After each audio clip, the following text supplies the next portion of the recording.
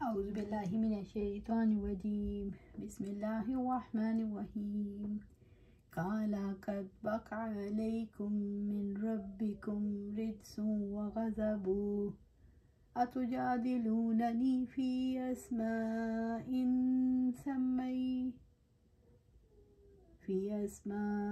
سميتموها أنتم وآباؤكم ما نزل الله بها من سلطان فانتظروا إني معكم من المنتظرین۔ ہود علیہ السلام نے کہا یقیناً تم پر تمہارے رب کا عذاب اور غضب واقع ہو چکا، کیا تم مجھ سے ان ناموں کے بارے میں جھگڑتے ہو جو تم نے اور تمہارے باپ دادا نے رکھ چھوڑے ہیں، جن کی کوئی دلیل بھی اللہ تعالیٰ نے نہیں اتاری؟ تو انتظار کرو، یقیناً میں بھی تمہارے ساتھ انتظار کرنے والوں میں سے ہوں۔ سورۃ الاعراف آیا 71۔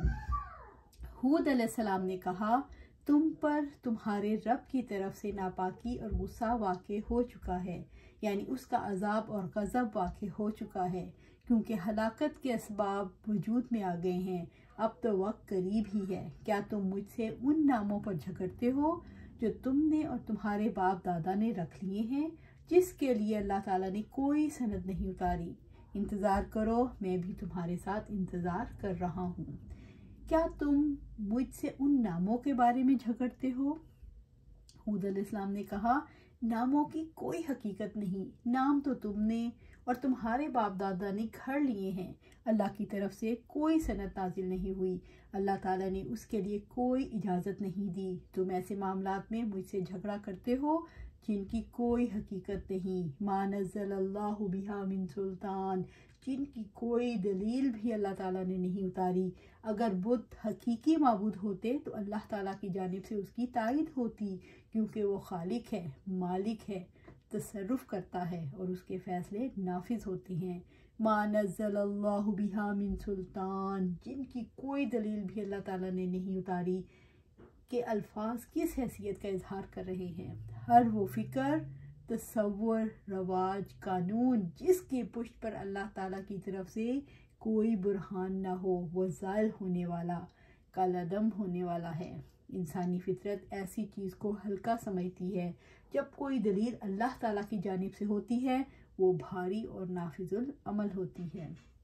ہود علیہ السلام نے عذاب کے مطالبے پر اطمینان سے یہ جواب کیسے دے لیا کہ فانتظروا انی معکم من المنتظرین، تم انتظار کرو، یقیناً میں بھی تمہارے ساتھ انتظار کرنے والوں میں سے ہوں۔ جو لوگ اللہ تعالیٰ کی طرف بلاتے ہیں انہیں باطل کے بے وزن اور ہلکے ہونے پر یقین ہوتا ہے، دعوت دینے والے کو یقین ہوتا ہے کہ اس کی پشت پر اللہ تعالیٰ کی قوت ہے، اس لیے وہ دوسروں کو انتظار کرنے کی دعوت دیتا ہے۔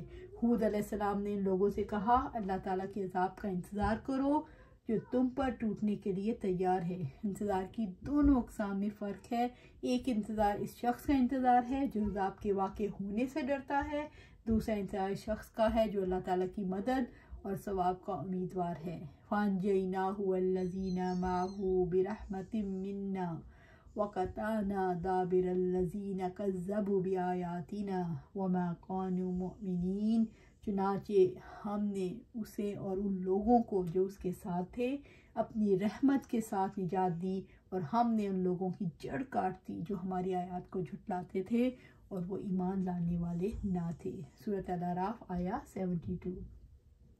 اللہ تعالیٰ نے ہود علیہ السلام کو اپنی رحمت سے نجات دی اور ان لوگوں کو بھی جو ان کے ساتھ ایمان لائے تھے۔ اللہ تعالیٰ نے اپنی رحمت سے ایمان کو ایسا سبب بنایا جس کے ذریعے وہ رحمت حاصل کرتے ہیں۔ اللہ تعالیٰ نے اپنی رحمت سے انہیں نجات عطا کر دی۔ وَقَطَعْنَا دَابِرَ الَّذِينَ كَذَّبُوا بِآيَاتِنَا، اور ہم نے ان لوگوں کی جڑ کاٹ دی جو ہماری آیات کو جھٹلاتے تھے، اس لیے ہلاک کر دے گا کہ وہ اللہ تعالیٰ اور اس کے رسول کی تصدیق کرنے والے نہ تھے۔ رب العزت نے فرمایا فَأَرْسَلْنَا عَلَيْهِمْ رِيحًا صَرْصَرًا فِي أَيَّامٍ نَاحِسَاتٍ لِنُذِيقَهُمْ عَذَابَ الْخِزْيِ فِي الْحَيَاةِ الدُّنْيَا وَلَعَذَابُ الْآخِرَةِ وَأَخْزَىٰ وَهُمْ لَا يُنصَرُونَ، تو ہم نے ان پر چند منحوس دنوں میں سے سخت طوفانی ہوا بھیج دی تاکہ ہم ان کو دنیا کی زندگی میں رسوائی کا عذاب چکھا دیں، اور یقیناً آخرت کا عذاب اس سے زیادہ رسوا کن ہے اور ان کی مدد نہیں کی جائے گی۔ سورۃ حامیم سجدہ آیا 16۔ رب العزت کا ارشاد ہے اِنَّا أَرْسَلْنَا عَلَيْهِمْ رِيحًا صَرْصَرًا فِي يَوْمِ نَحْسٍ مُسْتَمِرٍّ تَنزِعُ النَّاسَ كَأَنَّهُمْ أَعْجَازُ نَخْلٍ مُنقَعِرٍ، اور یقیناً ہم نے دائمی نحوست دن ان پر تند و تیز ہوا بھی دی، وہ لوگوں کو اٹھا اٹھا کر پھینک رہی تھی گویا وہ کھجور کے اکھڑے ہوئے تنے ہوں۔ سورۃ القمر آیا 19 اور 20۔ وَأَمَّا عَادٌ فَأُهْلِكُوا بِرِيحٍ صَرْصَرٍ عَاتِيَةٍ سَخَّرَهَا عَلَيْهِمْ 7 لَيَالٍ و8 أَيَّامٍ حُسُومًا فَتَرَى الْقَوْمَ فِيهَا صَرْعَىٰ كَأَنَّهُمْ أَعْجَازُ نَخْلٍ خَاوِيَةٍ فَهَلْ تَرَىٰ لَهُم مِّن بَاقِيَةٍ، اور جو عاد تھے وہ سخت ٹھنڈی تند و تیز آندھی سے ہلاک کر دیے گئے جو قابو سے باہر ہونے والی تھی۔ اس نے اسے 7 راتیں اور 8 دن ان پر جڑ کاٹ دینے کے لیے مسلسل چلائے رکھا، تو آپ دیکھیں گے وہ اس طرح بچھاڑے گئے گویا گری ہوئی کھجور کے کھوکھلے تنے ہوں۔ کیا آپ ان میں سے کوئی بھی باقی رہنے والا دیکھتے ہو؟ سورۃ الحاقہ آیا 6 سے 8 تک۔ وَفِي عَادٍ إِذْ أَرْسَلْنَا عَلَيْهِمْ الرِّيحَ الْعَقِيمَ مَا تَذَرُ مِنْ شَيْءٍ أَتَتْ عَلَيْهِ إِلَّا جَعَلَتْهُ كَالرَّمِيمِ، اور عاد میں بھی ایک نشانی ہے جب ان پر ہم نے ایک بے برکت ہوا بھیجی، جس چیز کو وہ نہ چھوڑتی تھی وہ جس پر سے بھی گزرتی اسے بوسیدہ ہڈی جیسا بنا چھوڑتی۔ سورۃ الذاریات آیا 41 and 42۔ عائشہ رضی اللہ تعالیٰ عنہ سے روایت ہے کہ آپ صلی اللہ علیہ وآلہ وسلم جب آسمان میں کوئی بادل دیکھتے تو آپ کا رنگ بدل جاتا تھا اور آپ کبھی اندر جاتے اور کبھی باہر آتے۔ جب بارش ہو جاتی تو آپ کی ایک کیفیت جاری رہتی تھی۔ میں نے اس بات کو پہچان لیا اور اس بارے میں آپ سے سوال کیا تو آپ نے فرمایا کہ اے عائشہ، میں ڈرتا ہوں کہ ایسا نہ ہو جیسا قوم عاد نے بادل کو دیکھ کر کہا جو ان کی دیواروں کی طرف آ رہا تھا کہ یہ بادل بارش برسانے والا ہے، لیکن بارش برسانے والا بادل نہ تھا بلکہ ہوا کی صورت میں عذاب تھا جو ان پر نازل ہوا۔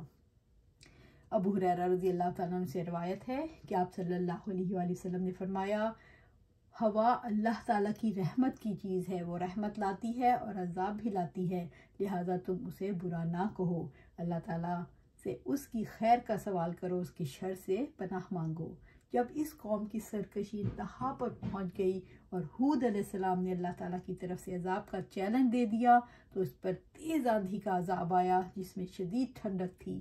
یہ آندھی ان کے زمین دوز گھروں میں گھس گئی اور مسلسل 8 دن اور 7 راتیں چلتی رہی، اور اس نے اس قوم کے ایک فرد کو ان کے اپنے گھروں کے اندر ہی ہلاک کر ڈالا، اور وہ تن و توش رکھنے والی اور اپنی قوت و طاقت پر گھمنڈ کرنے والی قوم اپنے گھروں میں یوں گری پڑی تھی جیسے کھجوروں کے کھوکھلے تنے ہوں۔ اس طرح اس قوم کا نام و نشان ہی صفحہ ہستی سے مٹا ڈالا گیا۔ وہ چند لوگ جو ہود علیہ السلام پر ایمان لے آئے تھے وہ بذریعہ وحی ایسے عذاب کی آمد سے پہلے ہی مطلع کر دیا گیا تھا۔